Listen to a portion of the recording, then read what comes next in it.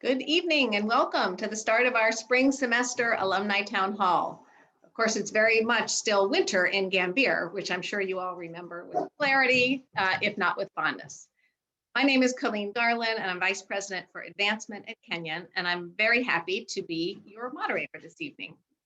In a moment, President Decatur will share some updates with you about the 3 classes of students studying on campus and the continued flexibility required to ensure community health, along with other non-COVID updates. We're also joined this evening by my colleague, Diane Anci, Vice President for Enrollment Management and our Dean of Admissions, who will give a brief overview of how building the class of 2025 is progressing. And then I hope you saw the news earlier this week that we had to make the difficult, but perhaps not unexpected decision that conditions simply won't allow us to host an in-person reunion weekend this year. Instead, our Office of Alumni and Parent Engagement and our very creative and dedicated reunion planners are working to make a 2-week virtual reunion the second part of May, with class-specific events as well as moments for all alumni. So to talk more about their work as reunion planners and the specific plans for their class, we're also joined by Rachel Berger, class of 2011, and also a member of the Board of Trustees, and also by Norm Schmidt, class of 1971. We'd also like to get to your questions tonight. So if you'd like to ask a question, please send it to us in the chat to submit question. Some of you have already sent questions in advance, and we thank you very much. We'll do our best to get to as many of them as possible this evening. So we're really pleased that you've taken time out of your evening to join us, and it is now my pleasure to turn things over to our President, Sean Decatur. Thank you, Colleen, and good evening and welcome. Thank you all for joining in the update and discussion for this evening, and a belated happy 2021 for folks. As Colleen mentioned, there are many aspects of campus right now that look like a fairly typical February. It has been snowing. A couple days ago, the temperature was -1 when I woke in the morning, and you know that generally the days are short and everyone is looking forward to spring coming, but that can't come soon enough. On the other hand, I think there are some things which look quite different. You still see folks walking along Middle Path, but everyone is wearing face coverings, and perhaps like me, discovering that face coverings in the winter in Gambier also keep one warm. And so I think this is a habit and fashion statement that, at least for me, may last well beyond COVID as a trend. As Colleen mentioned, we have 3 classes studying with us in person this semester, 1 class studying remotely. So sophomore, junior, senior students are here in residence. First-year students are studying remotely. We began the semester a bit later than usual. So the first day of classes was February 1st, and that was to shift the semester to try to maximize the number of spring warm weather days in the semester by moving a bit later and skipping the month of January. We began the semester as we began the fall with several cycles of intensive testing as students arrived.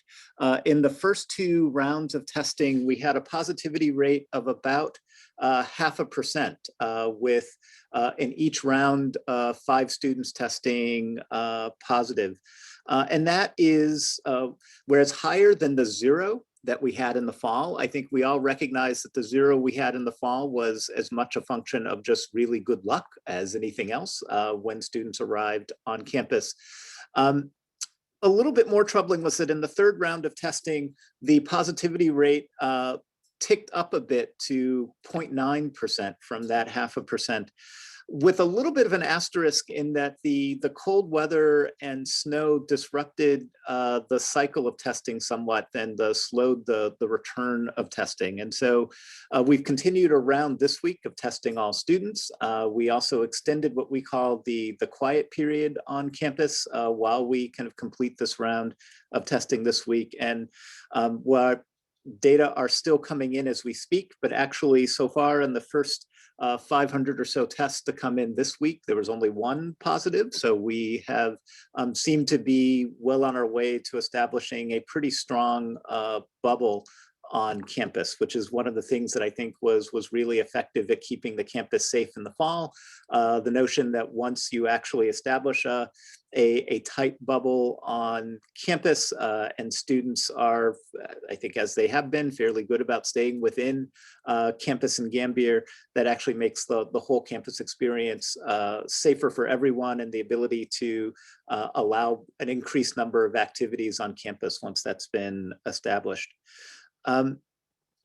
This year so far is also turning out to be kind of on projection with some of the budget issues that we described earlier back in the fall semester. As you recall, this year, as a concession to COVID, we both made a discount on tuition of 10%, which recognizes to our families that the program that we're offering this semester is different than a typical program. And of course, we also, for students who aren't studying on campus, are not receiving the revenue that comes from room and board that we typically would receive. And this caused us to make some adjustments to spending on campus. I'm pleased to say that we're still very much on track with our projections. We're on track to finish the year with a balanced budget in accordance to the planning that we did earlier. So we're feeling very good about our position there. And then finally, just one word on vaccines. We, like everyone else, remain very hopeful and optimistic about what vaccines will do and bring to all of us in coming to the end or seeing the light at the end of the tunnel of the pandemic. The state of Ohio has not prioritized higher education in the first phase of vaccination within the state. So our faculty and staff are generally not currently eligible for vaccination unless they are a member of a vulnerable population or are at the age, meet the age requirements within the state. We are in very close conversation with both our local health authority and the state about charting out what vaccination will look like for the higher ed community once we're through this first phase and as we look to the spring, and we're feeling actually still quite optimistic about what that looks like for our campus, likely not having an impact on this year, but certainly having an impact on the next academic year. And in our partnership with the local health department, we've been able to offer the first vaccination clinic on campus for Knox County residents. They were looking for a space that was a good, large, open, well-ventilated space to do large numbers of vaccinations of folks who are eligible for the vaccine in Knox County. And we were really pleased to be able to provide the Lowry Center as a site for doing that last week. And we hope to continue this close partnership with the local health department in ways that we can also help the broader community. One thing that we are looking at as we look down the road this semester is looking towards the end of the semester and the way we recognize our seniors with the commencement ceremony. As we announced just earlier this week, we are planning on having an in-person ceremony for seniors this year. It will be the first large gathering event we have held on campus in over a year. But given the risks that are associated with a large gathering on campus, we have made the difficult decision to not have guests. This will be a ceremony for seniors and faculty members on campus, but will be available for family members and other guests via live stream. We also made the difficult decision to move up the date so that it does not come at a moment where there's a lot of traffic through Gambier of families who are picking up their students and departing. So again, trying to hold a large event at a moment where we are keeping the bubble sealed around campus and Gambier as much as possible. We also announced earlier this week, and I know there may be some members of the class of 2020 here, that conditions this spring really are just not looking like we can bring the class of 2020 back in spring and early summer. And we wanted to just let folks know so that folks can plan. I still think that, and still am looking to the future at a moment where we can celebrate and have a moment of celebration with the class of 2020. At this stage, it is just this summer, planning for such an event this summer is just not, conditions aren't going to allow it. And it's just something that just feels impractical to do at this moment. In terms of other news on campus over the course of the past year, another topic that came up in the fall were issues about and concerns about work on campus for students, both how work fits into the student experience on campus and how work connects to financial support for students who are on campus. Back in early August, I asked Campus Senate to do a broader study of work on campus, and that process proceeded throughout the semester.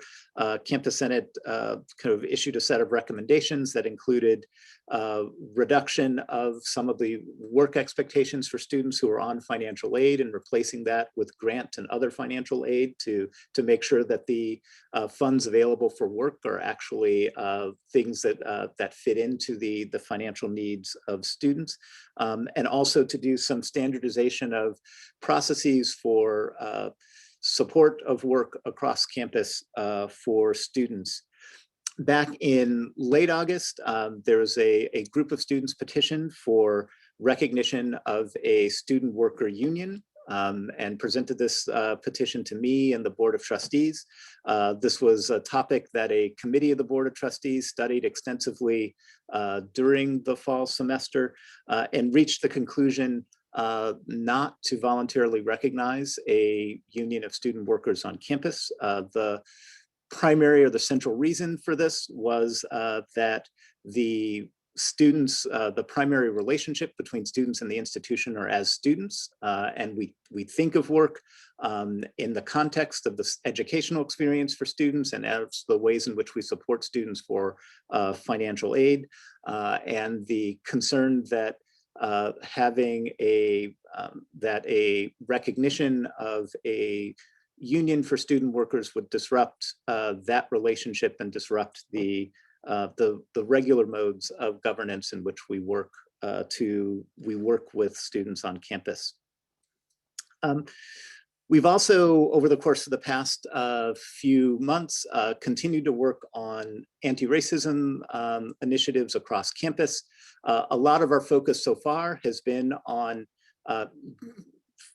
training and education for faculty and staff and student groups across campus. As I've described earlier, the goal in this is to have a universal, regular kind of scaffolded education program around understanding implicit bias and systemic racism on campus.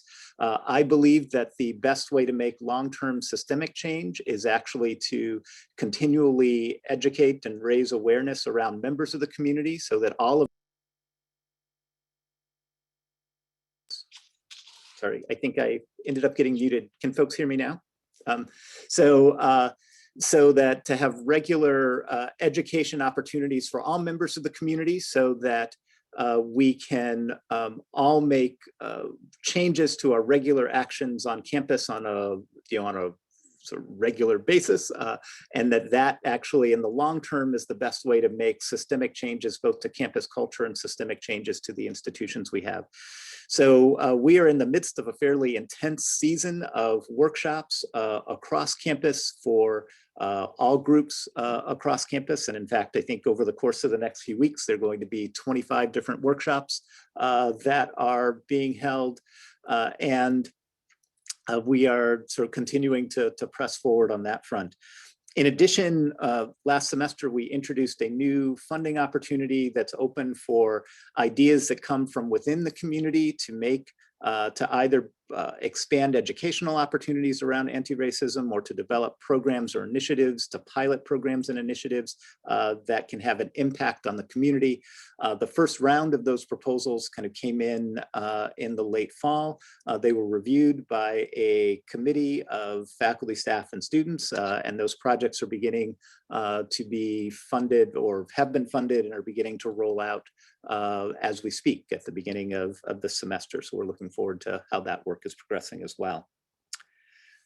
In terms of physical look of the campus, my view outside Ransom Hall got a lot better in December when the construction wall came down, and we now have an uninterrupted view of the new Chalmers Library.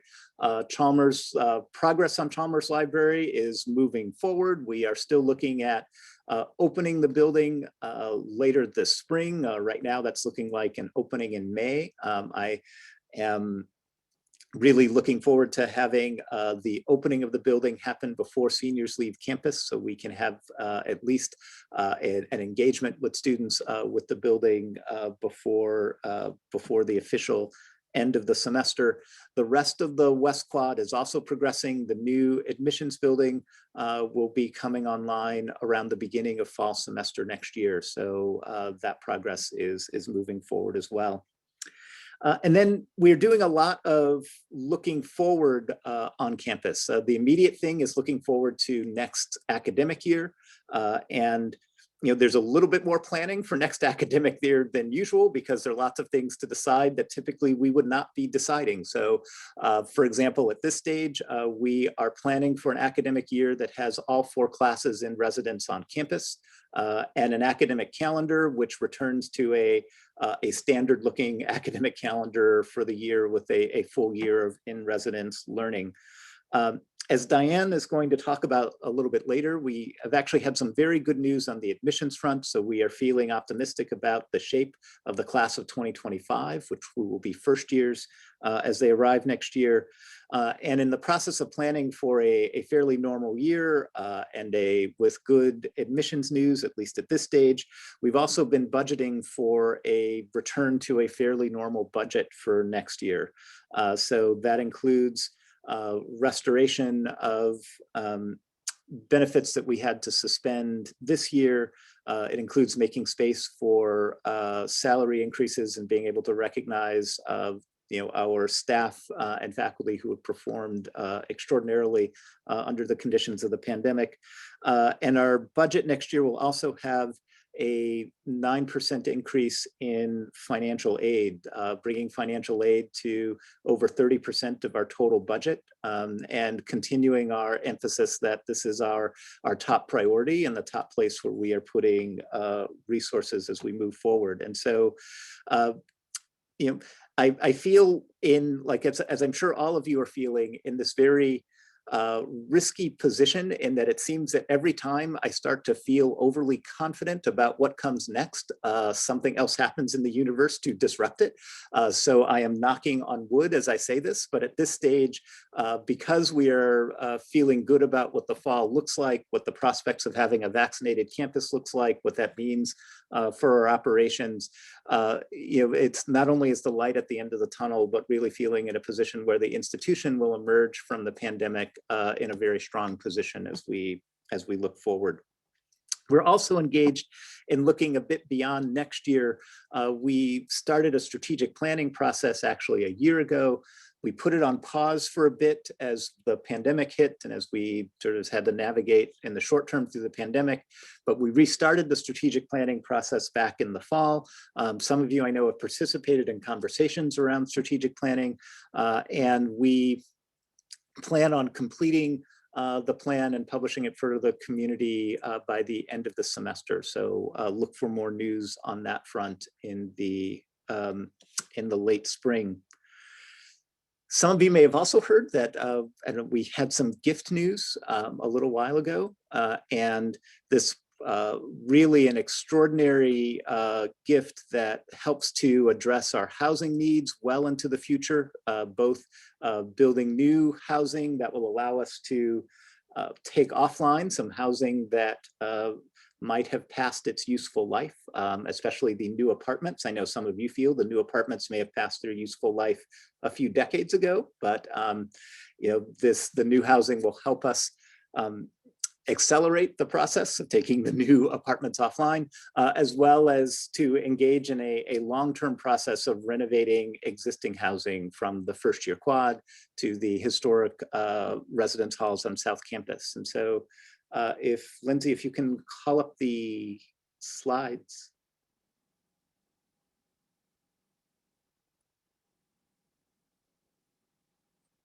So there are 3 new residence halls that have been planned and that are fully funded by this gift. They are on the south side of campus. 2 of them are in between or kind of sit in between Hannah and Old Kenyon and Leonard and Old Kenyon. And one actually sits back where Manning and Bushnell are behind Old Kenyon.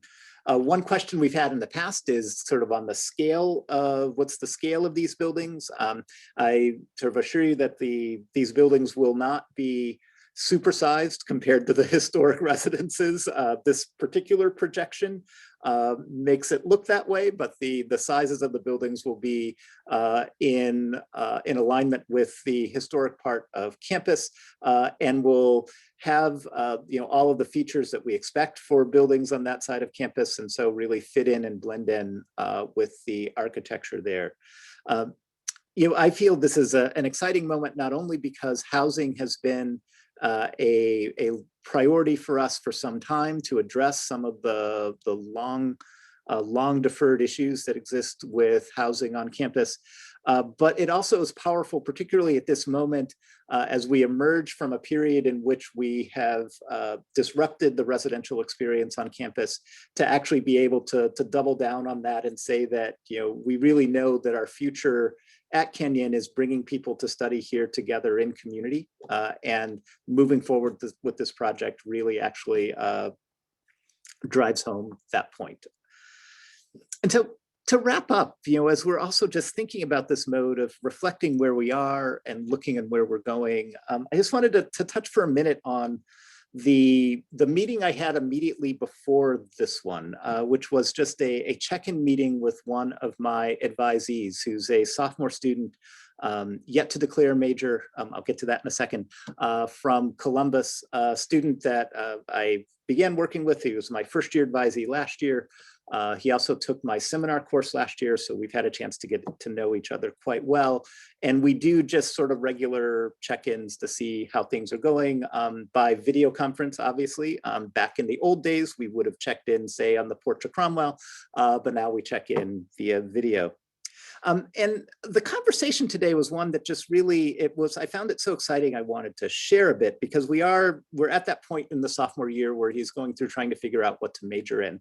And someone who came to Kenyon interested in neuroscience, interested in chemistry, probably how he ended up with me as his advisor. But he actually started taking economics courses and has fallen in love with economics as well. So we were talking about sort of how do you make these things blend together, and had this kind of wonderful 45-minute conversation about the neuroscience of decision-making and how do you connect decision-making in the way that economists do it, especially experimental economists, to how do you connect that to brain chemistry. And then this notion of, could he design a long-term academic program that sort of combines these kind of 2 areas of interest that he's developed.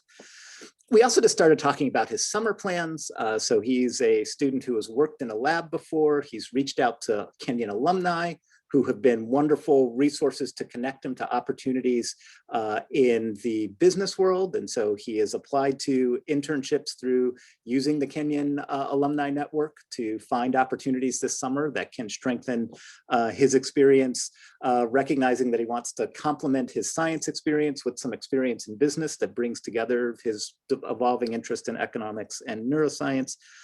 And so, I wanted to use this as an example in that this has been a really tough year for everyone. It's been a tough year for our students.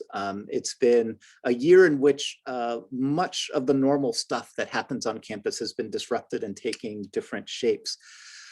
But in the end, I find that there are all of these moments where I'm reminded of the intellectual curiosity and just the general brain power of our students, where I'm reminded of the fact that coming to Kenyon are these places where the light bulbs come on and you can sort of see the excitement and the passion getting developed in their thinking, and the connections that they make with alumni, with other members of the Kenyon community, how that strengthens their overall experience looking forward. And so, we've had a tough year in some ways. We've had these moments like the gift that's allowing us to move forward with housing and reinforce residentiality that that have been kind of bright spots in the future. But I think about, our student Vikas, who is also, I think, an example of how the current need to support students financially through financial aid, the need to find ways to connect students to alumni and support their ability to do powerful experiences outside of the classroom, that these things that the Our Path Forward campaign has been about, that the Our Path Forward campaign will continue to be about. And it's our collective support for this, which is really going to help to strengthen the student experiences for all of our students across the board. And that's the thing that sort of has me most continued excitement and passion about Kenyon now and where Kenyon's going. So with that, I will pass things over to Colleen, and I know we'll have time for questions in a bit. Thanks so much, Sean. It's certainly been an unpredictable year, and that causes a lot of frustration as the inherent part of that. But it's so nice to be reminded about all that makes Kenyon special and Kenyon strong, including the involvement and support of our alumni. So let's look to our future alumni and hear a little bit from you, Diane, about how the future class of 2025 is shaping up. I invite you to share with us. I am so glad to be here, and Sean, thank you for your, as always, your inspirational stories and words. And it is such a pleasure to spend part of my evening with our very lovely Kenyon College alumni, who I have to say, you always make my job easier. And for your love and support of your college and the things that you've gone on to do and the stories you tell, everyone in enrollment is very grateful for you. I do have a PowerPoint presentation, so I'm just going to move here to share. I don't, whoops, hold on. I don't ordinarily come to this meeting at this time of the year, but it is such an unusual cycle that Colleen, Sean, and I thought that it would be a good idea to share some of the detail. Can you all see a big purple slide that says Class of 2025? Okay, and did you see all of my files on my desktop, which is always embarrassing? Here we go. I will attempt very efficiently to give you some sense of the national context. I've been doing college admissions work for 33 years. We have never had a year quite like this one. Happy to tell you about our applicant pool, some of what we're thinking about in terms of our yield activities. Yield is that season where we work hard to encourage students we've admitted to say yes to Kenyon College. And given all of what Sean discussed in terms of the ways in which COVID has impacted our operations this year, it has no doubt impacted recruitment, and we expect that it will continue to impact yield. I have one quick slide, if we have a moment, to just talk a little bit about the next class, the class of 2026. So if any of you are lucky to have friends or family members who are currently enrolled in a K through 12 program, you know that our little ones have experienced incredible disruption. I am lucky here in Ohio that my high school junior son has largely been in class, but I have to say most of the students with whom we've been working have been in their bedrooms since last March. So some of what we've learned about the disruption comes from more than 7,500 applications that we've received this year from 4,100 high schools and 131 countries and 49 states.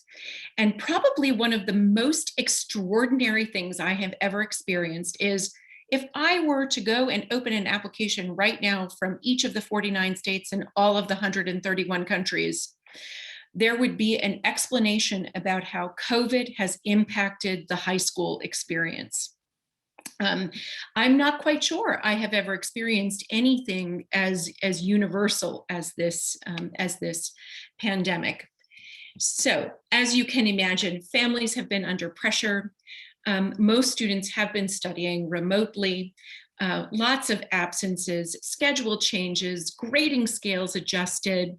Students I have to say, have been amazingly resilient as this important part of their life has been altered.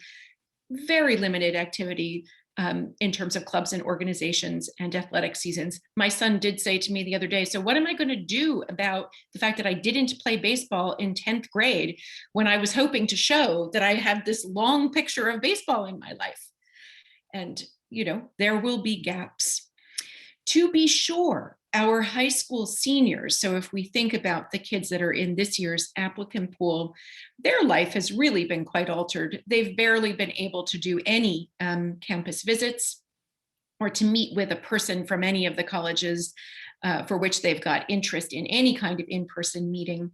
There's also been limited to no testing available in terms of the SAT and the ACT. So one of the most frequently asked questions we've received this season is, will any of this be held against me? We have certainly assured students that it will not be held against them. I think I've probably signed 9 proclamations saying, don't worry, we will not be holding these things against you. Now, probably the most significant response has come in the form of test optional admissions. So this is seismic as far as I'm concerned. 2/3 of US colleges and universities are test optional this year.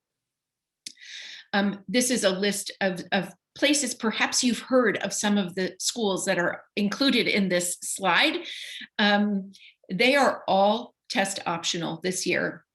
Now, I certainly want to give a nod to our friends at Bates. I think Bates is on this list somewhere, and our colleagues at Colby.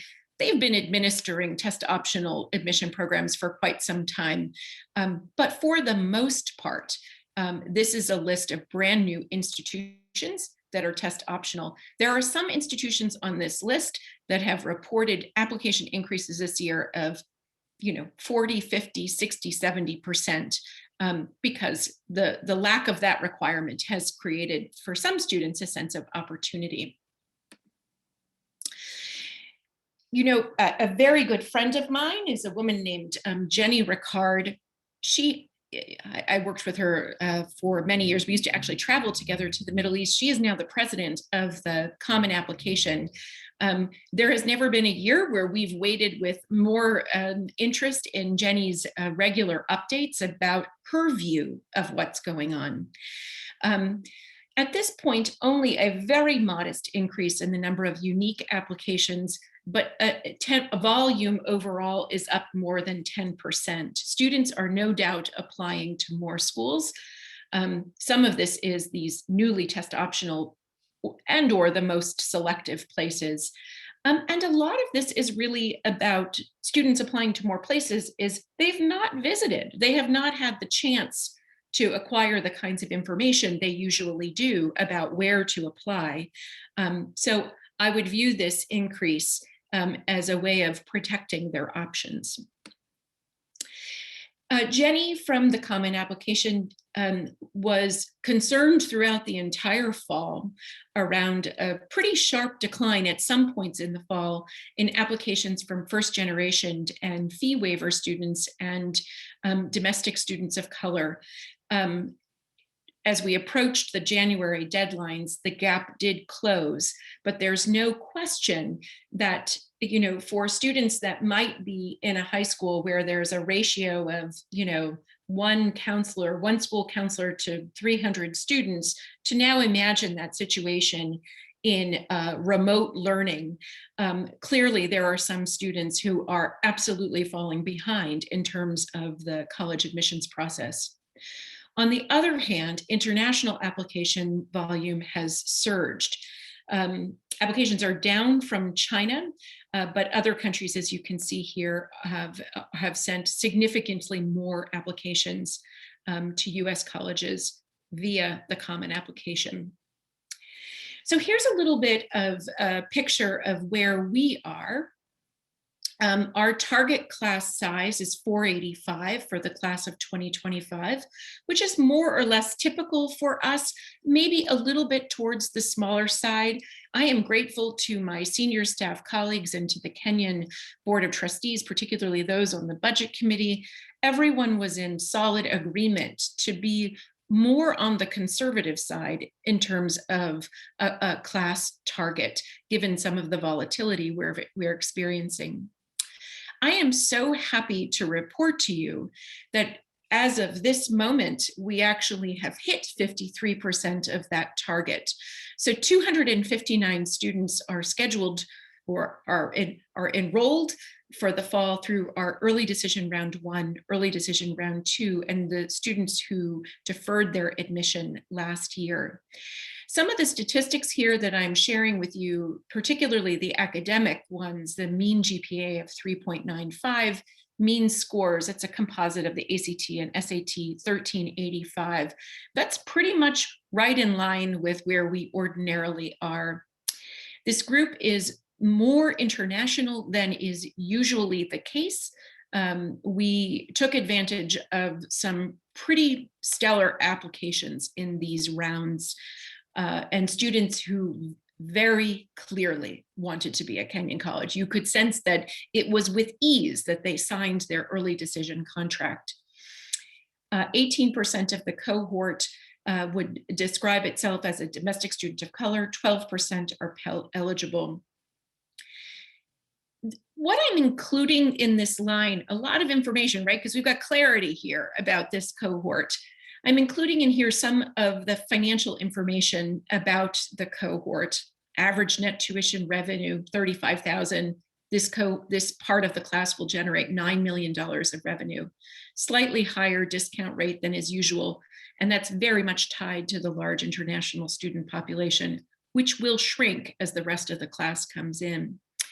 But this is to just share with you some of our tensions, right? We are a place that's 80% dependent on tuition revenue, while we work hard to enroll populations of students who require institutional funds. So we're always juggling.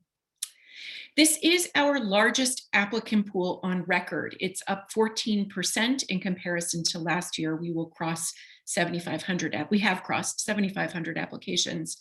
It is among our very strongest academically based on GPA and scores, the scores that we do have.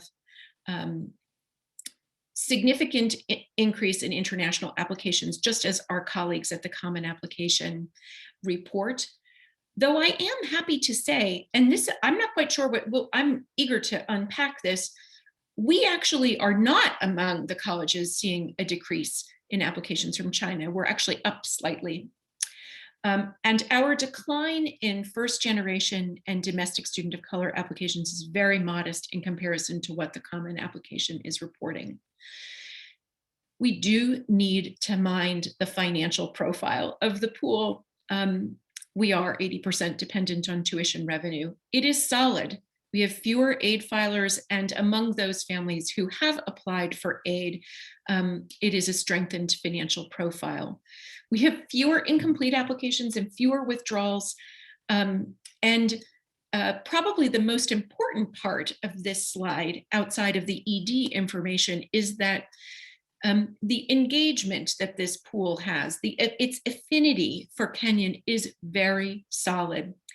I will note that many of those institutions who are reporting, that their applications have doubled or that they're up 60% are not really in a position to say that engagement is rock solid. Some of that increase is a little hollow. Very quickly, we do keep track of everything. We keep track of all interactions, big and small, that the students have with our admissions and financial aid offices. Our communications program is robust, and we have depended heavily on the communications program through this COVID period, since all of our interactions have been from afar. I will say that on the personal correspondence note, it is not at all uncommon to see 16 screens of correspondence between an admissions officer and an applicant, because that has been the way in which they've received their information and built their relationship with Kenyon. We killed ourselves truly to cover the same number of school visits and college fairs and interviews that we would ordinarily do. We hit the mark. We usually do about 1,000 high school visits in 35 countries and 35 states when we are in person. And I think we surpassed it actually in our virtual world. And we worked hard to build an on-campus engagement program from afar, though it is hard to send somebody a cup of coffee from Wiggins or to give them the experience of a residence hall.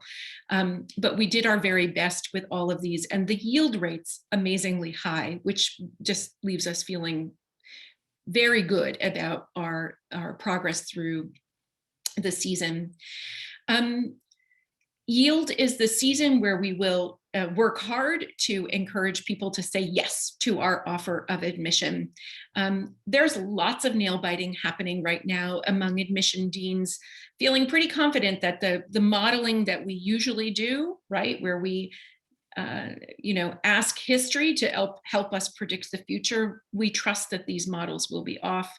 We sense that many of the institutions around us with these seismic increases may waitlist a significant portion of their applicant pool. We know that some of our peers have already announced generous discounting schemes. Oberlin, for example, is promising all new students a $10,000 award. Grinnell is promising all new students no loans in their packages. And we suspect that dates may be off. We're feeling like we're in good shape, but we're clear that there is an urgency around yield. I will say, I try not to use words like desperate, right? Sean, sometimes I'm like weak and I use these words with you, right? When I have emotion that I need to share. But usually, like in a public presentation, I try not to use the word desperate. But I took it in, I put it in, I took it out, I put it in, I took it out. I actually do think that families really are desperate to walk on a college campus. And so we are very much hoping that alongside a yield program that will be online, that we might be able to schedule short, safe, supervised visits with admitted students and 1 or 2 parents. We imagine that they might take a walk on campus with an admission staff, attend a socially distanced information session in a tent, and we're working with our colleagues at the Kenyon Inn about a night of accommodation and a meal or 2 there. We want to stay well within our institutional COVID guidelines, and will not allow anyone to attend a class or enter an academic building or any of the rest. So keep your fingers crossed that everything stays safe and that we will be able to do these short, safe, supervised visits. We actually do believe it is the best way to have this happen, because I think that we don't have a gated campus. I think people will come on their own, and then we'll have less chance to supervise things. So we are absolutely focused on May 1. That is the general reply date. And our campaign to strengthen engagement and connection will continue in a pretty robust way through the summer. So it's my sense that Annie or one of my lovely colleagues in the advancement office will send out a follow-up email from this event. And I invite any of you who might be interested to join the class of 2025 summer engagement team. We'll connect with advancement on where you live and what you do and what you majored in, and would simply ask if you might have an interest in being in touch with 1 or 2 admitted students to share a bit of your story and to see how they're going, how they're doing. We would love it if you could do that. I had a slide about juniors, but I am very mindful of time. So I'm going to pause there and thank you all so much for listening and for all that you do for our wonderful Kenyon. Thank you. Thanks so much, Diane. There is a lot to say on the admissions front in any year, but especially this year when everything's been turned upside down so much. So we appreciate you being with us. Next, I'd like to shift gears a little bit. As I mentioned at the top of the hour, this week we announced that unfortunately we will not be able to host our combined mega reunion in person for the O's, 1s, 5s, and 6s, and as well as the Caco Singers. So we do have an FAQ on our website about the specifics, and we'll be happy to address any specific questions. But tonight we are excited to be joined by 2 alumni who have spent months anticipating their reunion, planning their reunions, and working to make it a memorable one, even from your couch. So Rachel, let's start with you. Can you tell us a little bit about what you're planning for your class? Are there events that you are particularly excited about transitioning to do in a virtual world? Of course. Thanks so much, Colleen, and nice to see so many friendly faces. Hello, everyone. As Colleen mentioned, I'm on my class reunion committee, and class of 2011, we are celebrating our 10-year reunion, which to me is very hard to believe. But so when we started off meeting as a committee in the fall, we already had some high standards from our 5-year reunion that we knew we had to meet. I feel like now is the chance to just sort of brag about my class. We won the award for highest participation at our 5-year reunion among reunion classes 5 through 20. And we also received the Pierce Cup Award for highest class attendance at reunion. So we were really excited to start planning to repeat our success and bring all of our friends together. But we always had it in the back of our mind that there was a strong possibility that reunion would be virtual. So therefore, we decided to create a series of virtual events sort of leading up to May, to the big reunion weekend, creating excitement, getting our classmates together, encouraging the importance of supporting the Kenyon Fund, especially during these times. And we just thought all of this would be beneficial to do whether reunion was in person or not, and it would give us the leeway to pivot accordingly. So the committee came up with a series of events, pretty much one virtual event per month leading up to May. We kicked things off prior to the holidays with a virtual conversation featuring Provost Bowman and a few current students to sort of give a sense of college during the pandemic. Our next event, which I'm really excited about, at the end of February, we are doing a virtual trivia night. 4 of our classmates have volunteered to host the evening. As of right now, we have about 75 classmates signed up, and we're hoping to reach 100. So any 2011ers on this, please sign up and register. It's going to be really neat because with some of the features that Zoom offers, each team will be able to have a more intimate conversation during the breakout rooms that we're going to have throughout the evening. So after that, coming up probably in March or April, we are finalizing details for a concert and conversation with our very own Nandi Plunkett Levine. She was part of the band Pine Grove, and since then has created her own band Half Wave. And she's a very successful rising star, which I'm sure many of you have heard already. And this conversation and concert will feature 2 of her closest friends from our class. And lots of us are very much excited to be listening to her live. And some of our other event ideas in the works are just highlighting our classmates, several of whom have careers in screenwriting, photography, and the arts. But what's so neat, I think, about our virtual events is that we're inviting our classmates into the conversation to sort of help create the programming. So it's very collaborative and organic rather than just the committee telling our class what we're doing. And I've really enjoyed that as a committee member.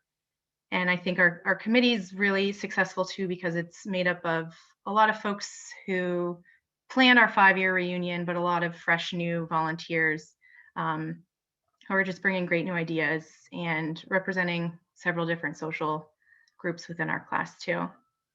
But I know we're not celebrating our 5-year or our 25th or our 50th, but I think our class, probably just like most of you, seem to be craving some social interaction, especially during these times. So we're just hoping that these events give our class an opportunity to connect and celebrate each other. Thanks so much, Rachel. You and your classmates are clearly putting a lot of time and effort into this. In advancement, we've been calling it pandemic potential, to think about all the ways the virtual world allows us to do things that we couldn't have done necessarily before, like these town halls.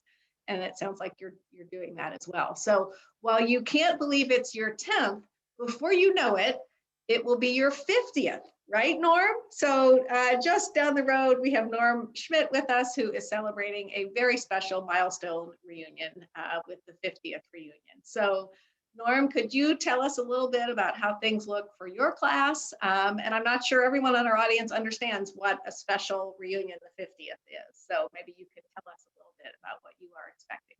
Norm? Thank you. It's rather exciting.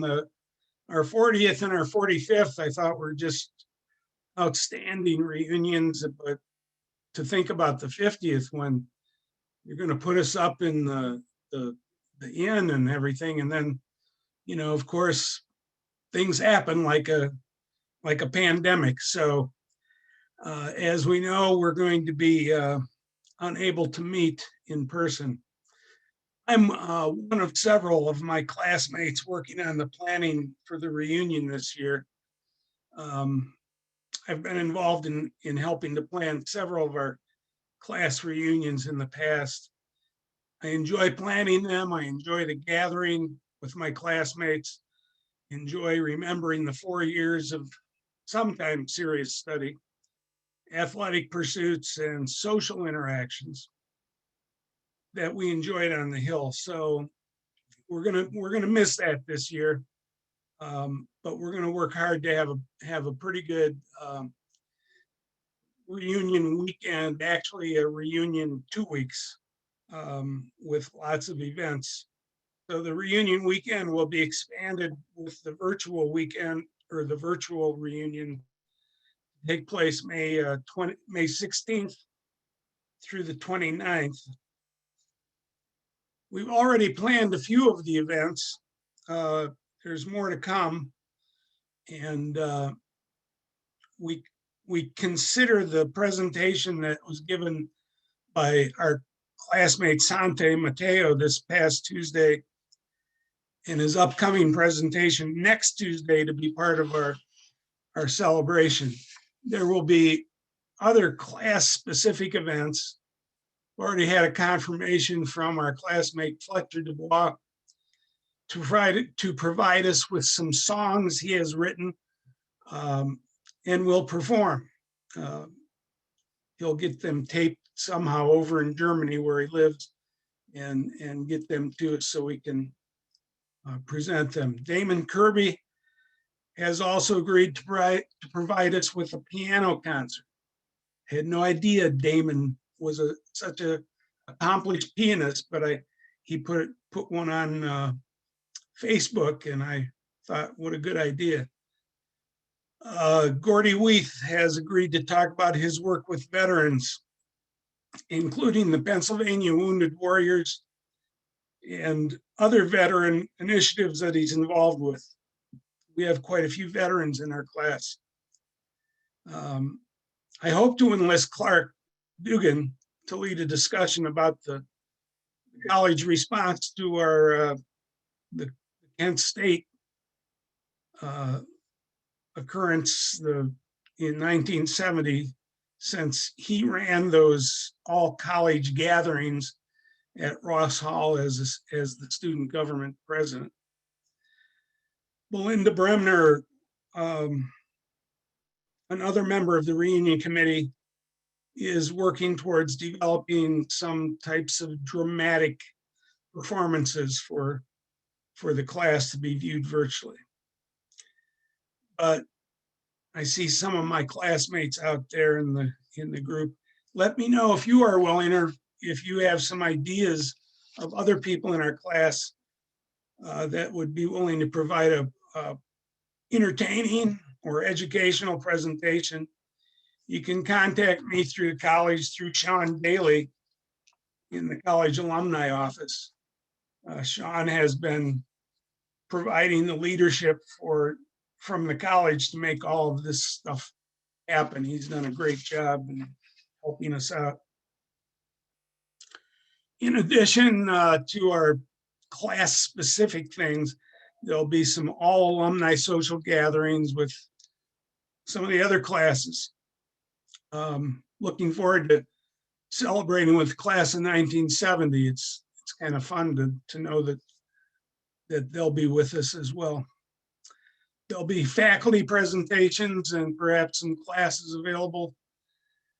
There will be diversity, equity, and inclusion programming. As President Decatur mentioned, the opening of the Chalmers Library, they're going to give us a virtual tour of the new Chalmers Library. And of course, there'll be a challenge regarding donations to the Kenyon Fund for all the good reasons that were explained earlier.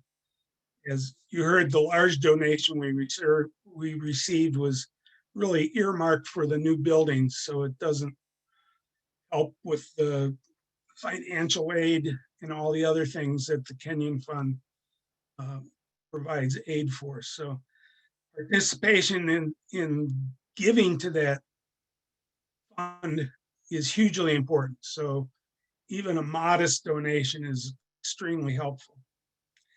And finally, apparently President Decatur will join us for another town hall meeting during the 2-week that we'll meet for our reunion.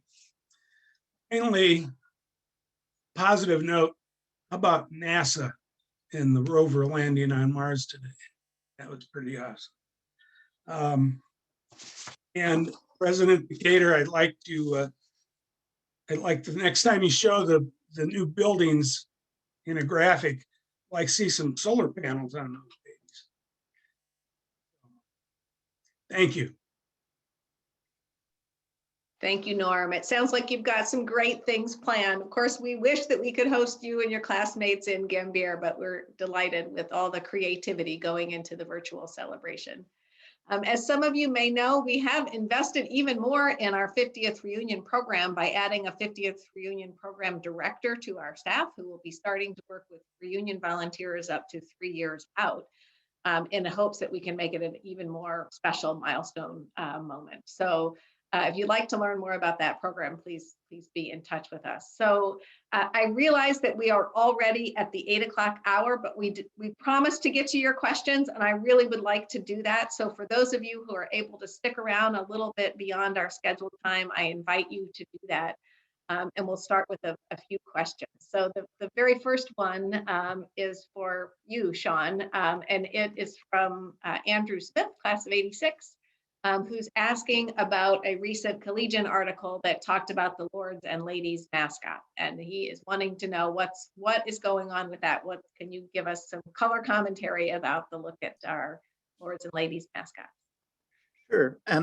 And there've been, I'd say, conversations, discussions in the Collegian and when they used to happen in Pierce about the Lords and Ladies for some time from some students. And I think both a combination of wanting to understand more of the historical significance of those figures as mascots, but also I think understanding what the connections are between those mascots and current students. And so I asked Campus Senate to take a look at the general question of what are the connections between the Lords and Ladies and current students? What do students look for in mascots and what the meaning of that is? I know that those conversations have started. Tom Stamp, our college historian, spoke to Campus Senate earlier today. I've asked for Senate to kind of produce a report on this sometime later this semester. Great, thank you, Sean. We do have a question from Janet Heckman, class of '76, asking, with reunions being canceled for the 2nd year in a row, have we given any thought to a super reunion next year? And I'm happy to say that basically the answer is yes, although registration preference will be given to the 2s and 7s who missed their milestones. We also are looking at the importance of the 25th and 50th reunions to work creatively to help all of those classes be able to come back in 2022. So it will be an epic reunion year then. Sean, I have another question for you, and it's about just the sort of emotional take of students that the pandemic is having on students. We've had several questions come in along these lines of just with the isolation and the ways in which we've had to change student life. What are you seeing, and what are you thinking about the emotional toll it's taking on our students?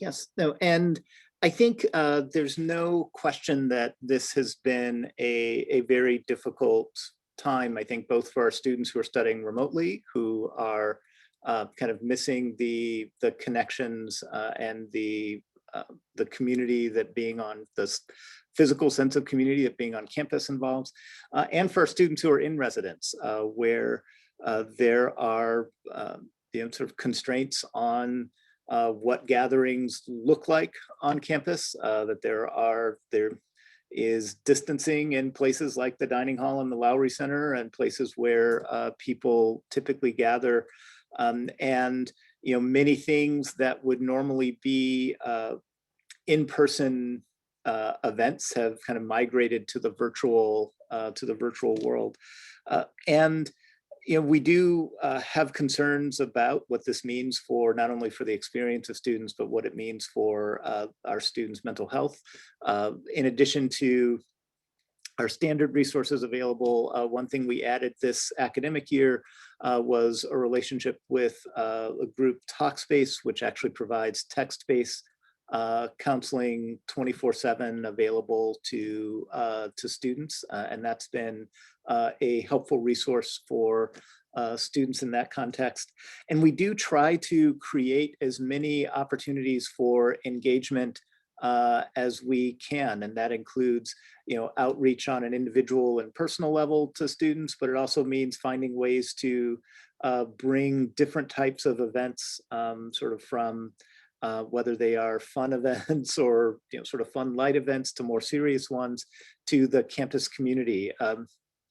An example that's more on the serious side, we have been collaborating with the theater company Theater of War this year, which has been doing a series of readings of classic plays on campus involving a mix of community members and professional actors. And now folks from the Theater of War theater company are collaborating with members of the campus community to do a new production that will be launched later this semester. Many of our music groups have continued to perform and either perform virtually or perform outside. That has been a helpful way to kind of keep some of the spirit of campus and to keep a sense of engagement going.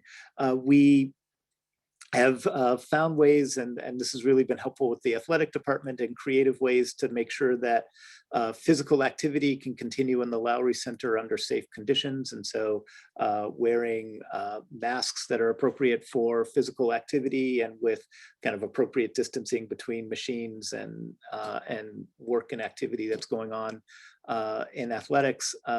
So we're making efforts to try to make sure that we can address some of the challenges on that front, but it is hard, right? And I think that that's just a reality of things. One final thing I would say, though, is that I am continually impressed with the resilience of our students and their creativity and determination to create a sense of a sense of community among each other. And that just is, I think, testament to the fact that physical distance isn't quite enough to disrupt some of the connections, the deep connections that folks within the Kenyon community form. Thank you, Sean. I think we'll finish with one last question. And again, I'll paraphrase because we've had several questions come in about this. Really wondering, with the $100 million gift, can it be used for other things like helping students with tuition and whatnot? So you You touched on this a little bit, but it might be worth elaborating a tad more. Right. So this gift in particular was the wish of the donor was to invest in the residence halls, the physical spaces of the residence halls on campus. Because actually residence halls are such an essential part of what we do here, and because we have known that we have lots of maintenance that we need to do on our existing residence halls, there are some very concrete ways in which this helps us reallocate funds that we had been setting aside, kind of recognizing that we needed to address housing, that those are funds that are freed up in the budget for us to apply to things like financial aid and direct support for students. So, there isn't this gift is directed towards this one purpose, but because it's a purpose that's so essential and is kind of already embedded in our long-term financial planning, it's freeing up financial resources that allow us to do investment directly in support of students. Okay, unfortunately, we're about 8 minutes past our scheduled time, so I'm going to stop there. I want to say thanks again to everyone for joining us tonight, for your very thoughtful questions. We will do our best to follow up personally with you if we weren't able to get to your question this evening. We'll also, of course, be sharing more information about the virtual reunion plan for later in May. So again, thanks so much for spending part of your evening with us. Stay well, everyone. Good night.